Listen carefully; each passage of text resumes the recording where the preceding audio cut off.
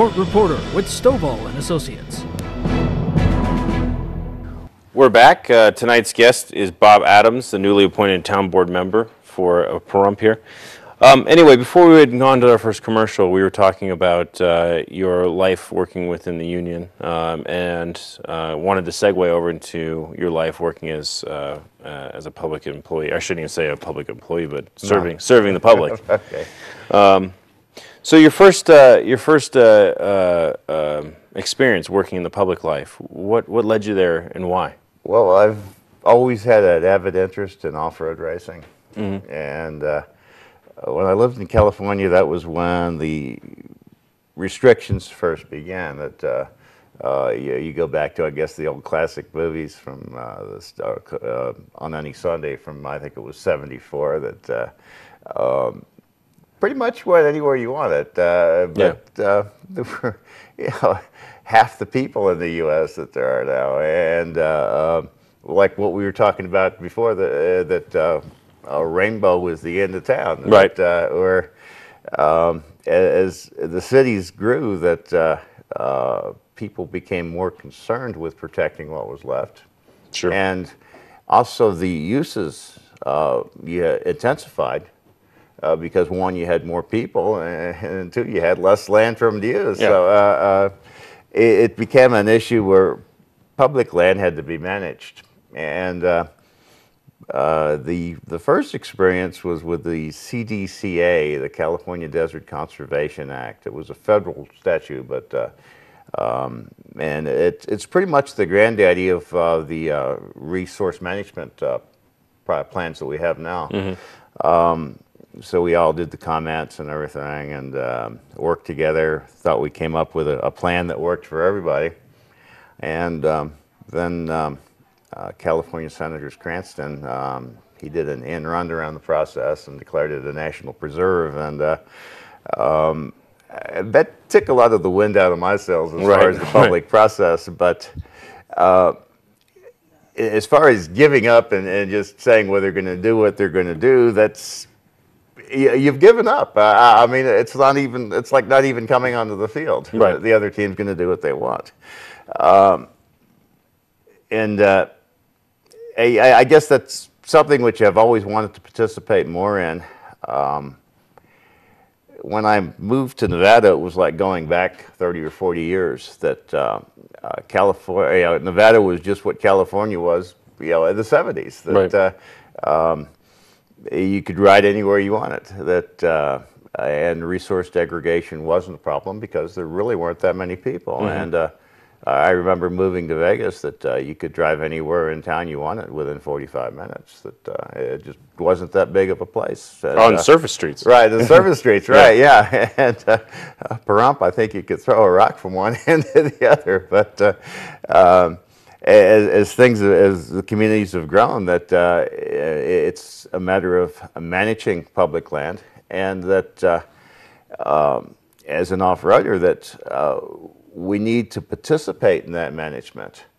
Now, one of the arguments I think that's always been leveraged against people that use off-road is that you're not able to preserve the wildlife and the vegetation. What have you seen in your public service as Public Lands Advisory Board chairman?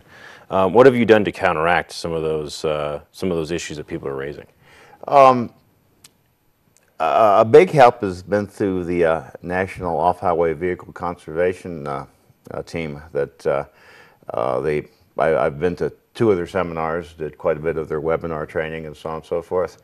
And it's determining suitable routes, and where there's not a suitable route, determining how one can be built and maintained. That dust is a huge issue. That moving into, say, more harder packed sand, or not of gravel type washes, where you're going to have less dust than running a route through silt that's just going to keep deteriorating and just turn into a poof cloud just by walking on it. Right. But, it all comes with management, and it's a hard message to get across sometimes, because people still want to go where, you know, it's an off-road vehicle. I'm going to have to take it anywhere it will go. And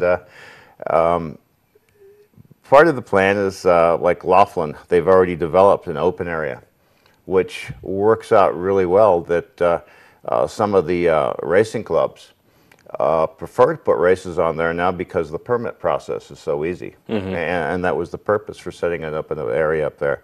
That when you say open areas, you mean non-designated trail area? Right, that you can ride anywhere you want. In Gotcha. other words, what had once been right. Like that.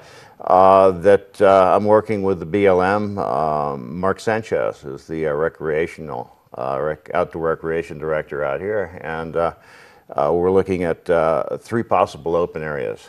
One would be the area that's just south of 160 on this side of 95. Another would be the Crater Flats area, which is on the other side of 95, south of Beatty. And another area that's been raced from time to time is as you go out Bell Vista Road after you crest the butte on the top. Right. That area off to the right. And so those are, and in those particular areas that it would be for open use, that go anywhere you want. In other areas that currently the Pahrump Valley is what's designated as riding is open to existing roads, trails, and dry washes. I'd like to keep that intact, but a problem with that designation is that there's a proliferation of trails. That something the BLM refers to it, well, if there's 3 guys in a row, the one that gets off the trail and makes his own trail, he's the violator, the other 2 behind him are just following an existing trail, which I think that's a tad of an exaggeration, but somebody that you might interview to bring in from the BLM would be Ranger Nalen, Shane Nalen, that I think it'd make a real interesting interview as far as what he encounters. Yeah. And some of the ideas that he has that would correct it. The BLM, you know, in this state, and you know, is very prevalent in this state. And Right. in fact, holds more public land, or holds more land in the state of Nevada than any other state in the country. Well, it's if you look at it between the BLM and Forest Service, it's 66%. The rest of it belongs to the federal government in terms of the Department of Energy Right. or the Department of Defense. Do you find that when people start talking about public use land, outside of saying having a direct interest in the usage of, say, off-roading or hunting, do you find as if people are terribly interested in how public land is used, or is it an issue that's so niche that it's hard to find backing for? As far as the people that I know, it's very prevalent that many of the people that I know are outdoorsmen. They're hunters, they're fishermen, off-roaders, equestrians, hikers, climbers. It's very much the topic that's on their minds. Okay. We're going to take our second commercial break. We'll be right back with Bob Adams, the newly appointed town board member here in Pahrump.